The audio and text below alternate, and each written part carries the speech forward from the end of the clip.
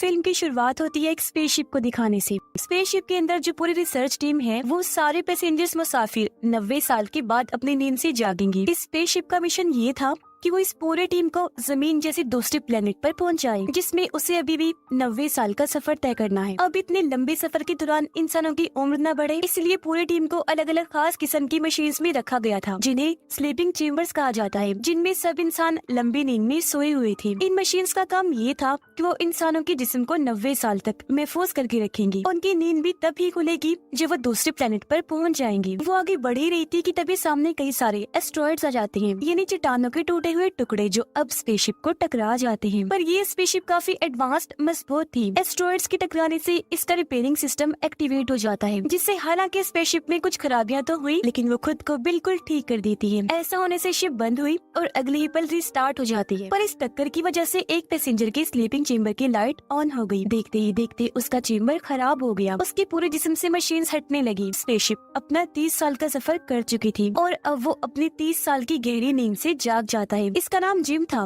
वो उठकर आगे बढ़ा। अब पहले तो उसे काफी चक्कर आ रही थी, लेकिन कुछ ही देर में वो बिल्कुल नॉर्मल हो जाता है। अब जिम उस हॉल में जाता है जहाँ सफर खत्म करने के बाद सारे पैसेंजर्स ने जमा होना था, क्योंकि यहाँ इनकी तब मीटिंग होने वाली थी। मगर जाहिरा उसने देखा कि इस हॉल में कोई भी नहीं है। वो पूरे स्पेसशिप में बाकी सभी पैसेंजर्स को ढूंढने लगा, लेकिन उसे अपने अलावा वहाँ कोई भी नहीं मिला। वो कंट्रोल रूम में मदद मांगने के लिए जाने लगा, पर उसका दरवाजा लॉक था, क्योंकि इसे कंट्रोल रूम के मेंबर की आईडी से ही खोला जा सकता था, या फिर टीम के हेड की। इसलिए अब जिम सिस्टम से ही अपनी लोकेशन की डिटेल्स निकलवाता है, ताकि वो पता कर सके कि इस वक्त स्पेसशिप कहाँ है। जहाँ उसे पता चल गया कि वो अपनी मंजिल यानी उस प्लेनेट से 90 साल दूर है, यानी कि वो 90 साल पहले ही जाकर अपने स्लीपिंग चेम्बर से एक्टिवेट हो गया है। वो काफी मायूस हो गया, वहाँ से जाने लगता है। मगर तभी उसकी नजर सामने गई। उसे लगा कि वहाँ कोई इंसान है, तो जिम उस तरफ ही जाने लगा, जहाँ उसे पता चला कि वो इंसान नहीं बल्कि इंसानी शक्ल वाला रोबोट है। अब जिम को वहाँ एक औजार मिला, जिसकी मदद से वो अपने स्लीपिंग चेम्बर को ठीक करने की कोशिश करता है, मगर इस चीज में वो नाकाम ही रहता है। इसके बाद जिम कंट्रोल रूम में भी जाने की कोशिश करता है, औजारों से उसके दरवाजे को काटने की कोशिश करता है, मगर वो इतना मजबूत दरवाजा था कि इसे कुछ भी करना नामुमकिन था। आगे बढ़कर जिम ने देखा कि अब स्पेसशिप की बाकी फंक्शंस में भी खराबी आ रही है, मगर वो इन चीजों को नजरअंदाज करके रोबोट के पास जाकर बैठ गया। उसे कहने लगा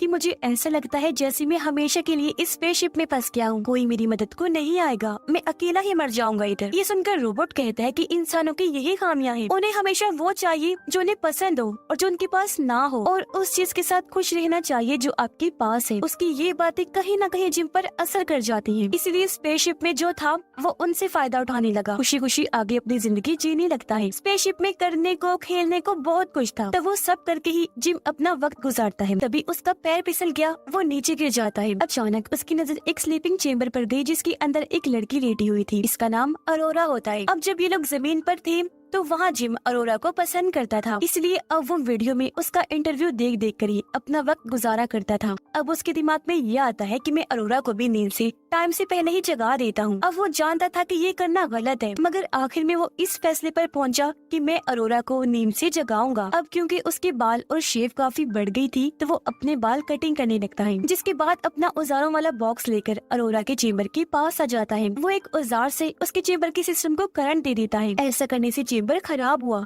खुल जाता है, मगर इससे पहले उसकी आंखें खुलती, वो अपने पास जिम को देखती, वो अपना औजारों वाला बॉक्स लेकर भाग जाता है। सभी औजार किसी जगह पर छुपा देता है, ताकि अरोरा को ये बात पता ना चल सके कि उसके साथ ऐसा मैंने किया है। जिसके बाद अरोरा अपनी नींद से जाकर आगे बढ़ी, और अब जब दोनों का आमना सामना हुआ तो अरोरा उससे पूछती है कि टीम के बाकी लोग कहाँ पर हैं? कोई नजर नहीं आ रहा। इस पर जिम उसे बता देता है कि तुम्हारा और मेरा स्लीपिंग चेम्बर खराब हुआ है। साथ ही वो घबरा भी रही थी, इसलिए वहाँ जाकर देखती है जहाँ सबकी चेम्बर्स रखी हुई थी। वो देख लेती है कि जिम सही कह रहा था।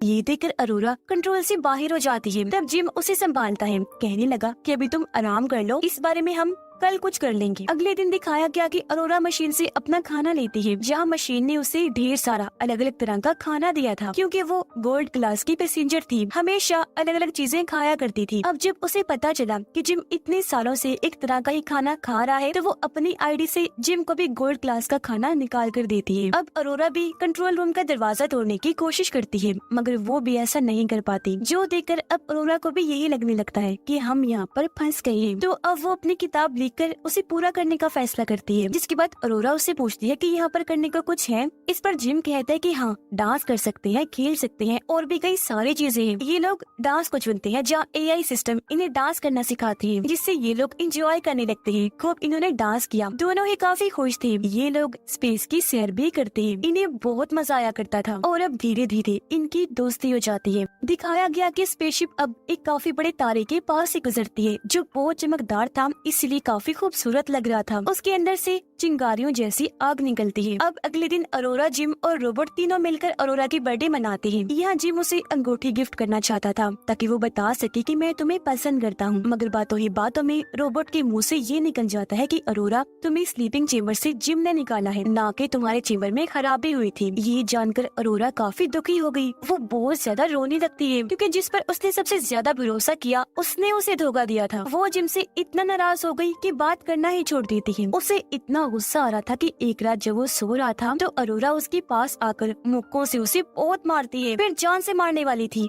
लेकिन किसी तरह खुद पर काबू पा लेती है। जिसके अगले दिन जिम ये कबूल कर लेता है कि हाँ, मुझसे ये गलती हुई, मैंने ही तुम्हें स्लीपिंग चेम्बर से जगाया था, मुझे माफ कर देना, क्योंकि इसके अलावा मेरे पास और कोई चारा नहीं था। 1 साल अकेली रहने की वजह से मैं जैसे पागल हो गया था। लेकिन अब भी अरोरा उसकी एक नहीं सुनती, उस पर ही काफी चिल्लाने लगती है। अगले दिन जब वो लिफ्ट में था तो अचानक खराबी होने की वजह से लिफ्ट बंद हो जाती है। वो रुक गई तो अब जिम बाहर नहीं जा सकता था। तो अब हाथों की मदद से जैसे तैसे लिफ्ट को खोलकर वो बाहर आने लगता है। दूसरी तरफ जब अरोरा भी मशीन से खाना लेने जाती है तो मशीन में भी खराबी आ गई थी, क्योंकि वो बहुत सारा खाना अरोरा के ऊपर फेंक देती है। ये देख दोनों को कुछ समझ नहीं आ रही थी कि आखिर ये हो क्या रहा है। वो इस बारे में सोच रहे थे कि तभी इन्हें किसी इंसान की आवाज आई। ये जब चेक करने आगे बढ़े तो देखते हैं कि इनकी टीम का हेड भी अपनी स्लीपिंग चेम्बर से जाग गया है। हेड को भी खराबी का पता चल गया था, इसलिए वो अपनी आईडी से कंट्रोल रूम का दरवाजा खोलकर अंदर जाता है ताकि चेक कर सके कि और कौन कौन सी खराबियां हैं, मगर उसे कुछ भी पता नहीं चल पाता। तो ये लोग फैसला करते हैं कि स्पेसशिप में होने वाली खराबियों को हम खुद ही चेक करेंगे। तीनों जब आगे बढ़े तो इन पर एक रोबोट गिर जाता है, मगर वो जमीन पर गिरकर टूट गया था। ये देखकर हेड बताता है कि ये 15वां रोबोट है जो खराब होकर टूट गया है। अब हेड अरोरा की स्लीपिंग चेम्बर को जाकर चेक करता है। उसे पता चल गया था कि इसे जिम ने खराब करके खोला है। हेड उसे कुछ भी नहीं कहता, क्योंकि उसे भी इस बात का पता था कि 1 साल इंसान वाकई अकेला रहकर पागल हो सकता है। अब अचानक ही हेड की तबीयत खराब होने लगी। वो जब अपने कमरे में आया तो देखता है कि मेरे मुंह से खून आ रहा है। अब एक रात स्पेसशिप की लाइट अपने आप ही चली जाती है, जिस वजह से इस जगह की ग्रेविटी पूरी तरह से बंद हो गई थी। ग्रेविटी यानी जो किसी चीज या इंसान को जमीन पर रोके रखती है, और अब ऐसा होने से ये लोग हवा में उड़ने लगते हैं। अरोरा जो पूल में थी, लाइट बंद होने की वजह से एक काफी बड़े पानी के बबल में आकर फंस गई थी। वो बाहर नहीं निकल सकती थी, तो अंदर रहकर उसका दम घुटने लगा। उसकी हालत खराब होने लगी थी, पर इससे पहले उसकी जान चली जाती। स्पेसशिप रीस्टार्ट हो जाती है क्योंकि बिजली वापस आ गई थी। ऐसा होते ही अरोरा भी पुल से बाहर आ गई और जिम जो उड़ रहा था वापस अपने बेड पर आ जाता है। जिसके बाद ये तीनों खराबियां AI सिस्टम में देखने लगते हैं। ये पता चला कि शिप में तो बहुत सारे मसले हैं। अब ये लोग पावर सप्लाई वाले एरिया में आए थे जहाँ बिजली की पूरी स्टोरेज थी, पर यहाँ आकर हेड बेहोश हो जाता है। अब उसके जिस्म को जब पूरा स्कैन किया गया तो पता चला कि हेड को तो 612 बीमारियां हैं, जिस वजह से धीरे धीरे उसके टिश्यूज खत्म हो रहे हैं, यानी कुछ ही टाइम में वो मर जाएगा। अपने बारे में ये सब जानकर हेड बहुत ज्यादा दुखी हो गया। वो इन दोनों को अपने पास बिठाकर कहता है कि मेरी बात सुनो, मेरे बाद एक दूसरे का ख्याल रखना और प्यार से रहना। वो इन्हें अपनी ID भी दे देता है ताकि ये यहाँ पर रुककर कुछ भी कर सके, और बस इसी के साथ उस बेचारे की मौत हो जाती है। उसकी लाश को वही छोड़कर अरोरा और जिम शिप की खराबियों को ठीक करने के लिए आगे बढ़े, मगर तभी अचानक एक ऐसी खराबी आई कि ये दोनों और आसपास की हर चीज हवा में उड़ जाती है। रोबोट में भी ऐसी गड़बड़ी आ गई कि वो खुद को ही नुकसान पहुंचा रहा था, जो देखकर अरोरा जल्दी से उसके पास गई, उसके सिस्टम को ही बंद कर देती है। जिसके बाद वो दोनों एक बार फिर आगे बढ़ के स्पेसशिप के सारे हिस्सों को बदलने लगते हैं। ऐसा करने के बाद वो पावर सप्लाई रूम के बाहर आए। इन्होंने जैसे दरवाजा खोला तो अंदर एक काफी बड़ा सुराख था, जिसकी तरफ अब ये दोनों खींचने लगते हैं, मगर ये खुद को कंट्रोल करके उस सुराख को बंद कर देते हैं। खुद को संभालने के बाद इन्होंने देखा कि शिप में उस जैसे और भी कई सारे सुराख हैं, और अब जब ये मेन पावर सप्लाई के सिस्टम के पास आई तो पता चला कि बिजली का पूरा सिस्टम खराब हो गया है। इसलिए वो जल्दी से सभी हिस्सों को बदलने लगते हैं, मगर खराबी की वजह से स्पेसशिप में हीट गर्मी इकट्ठा होने लगती है, जिसे बाहर निकालने के लिए इन्होंने लीवर खींचा, पर गेट खुलता ही नहीं। और अब अगर जल्दी हीट को बाहर ना निकाला गया तो यहाँ धमाका हो जाएगा। ये देखकर जिम अब खुद ही सूट पहनकर बाहर आया और उस तरफ जाने लगता है जहाँ से हीट को बाहर निकालना था। शिप के अंदर का टेम्परेचर काफी बढ़ गया था, हर चीज तेज गर्म हो जाती है। उस जगह पर आकर जिम बाहर से लीवर खींचता है, जिससे वो दरवाजा खुल गया, मगर जैसे उसने लीवर छोड़ा दरवाजा फिर से बंद हो जाता है। ये देखकर जिम समझ गया कि अगर दरवाजे को खुला रखना है तो लीवर को पकड़े रखना होगा। लेकिन एक मसला था, जब हीट इस रास्ते से निकलेगी तो वो जिम को भी छूकर गुजरेगी, तो इस तरह उसकी जान भी जा सकती थी। लेकिन वो फिर भी रिस्क लेकर लीवर खींचता है, जिससे दरवाजा खुल गया। ऐसा करने के बाद अरोरा को कहता है कि जल्दी से लीवर खींचो ताकि हीट बाहर निकल सके, मगर वो ऐसा करने से मना कर देती है क्योंकि वो नहीं चाहती थी कि जिम को कुछ भी हो। पर क्योंकि स्पेसशिप का टेम्परेचर धीरे धीरे बढ़ता जा रहा था, इसलिए ना चाहते हुए भी अरोरा को लीवर खींचना ही पड़ता है। ऐसा होने से सारी हीट जिम को छूते हुए बाहर निकलने लगती है। पर तभी जिम का पैर फिसल गया। वो नीचे की तरफ इतनी जोर से जाने लगा कि उसके जिस्म से जो सेफ्टी तार लगी थी वो टूट जाती है। अब शिप तो ठीक हो गई थी, लेकिन जिम अभी भी स्पेस में ही था। उसके सूट में छेद हो गया था और अब वो स्पेसशिप से दूर हो रहा था। अब उसे बचाने के लिए अरोरा भी सूट पहनकर बाहर आती है। हालांकि जिम उसे दिख तो गया, लेकिन वो इससे काफी दूर था, मगर फिर भी अरोरा उस तक पहुंचने की कोशिश करती है। दोनों ने एक दूसरे का हाथ भी पकड़ लिया था, लेकिन हाथ फिसलने की वजह से एक बार फिर अलग अलग हो गई। ये देखकर अरोरा रोने लगी क्योंकि उसे लग रहा था जैसे जिम जा चुका है। लेकिन तभी वो उस तार को देख लेती है जो जिम के साथ जुड़ी हुई थी। वो जल्दी से इस तार को पकड़ के उसे अपनी तरफ कर लेती है, जिसके बाद उसे स्पेसशिप में ले आई। अब जिम का सूट जल गया था। काफी देर तक स्पेस में रहने की वजह से उसकी हालत भी काफी खराब हो जाती है, जो देखकर अरोरा काफी डर गई। वो उसका सूट उतार कर उसे मेडिकल मशीन में डाल देती है। वो मशीन को हुक्म देती है कि अपने सारे फंक्शंस एक साथ ही जिम पर कर डालो। ऐसा होते ही मशीन एक साथ जिम का इलाज करने लगती है,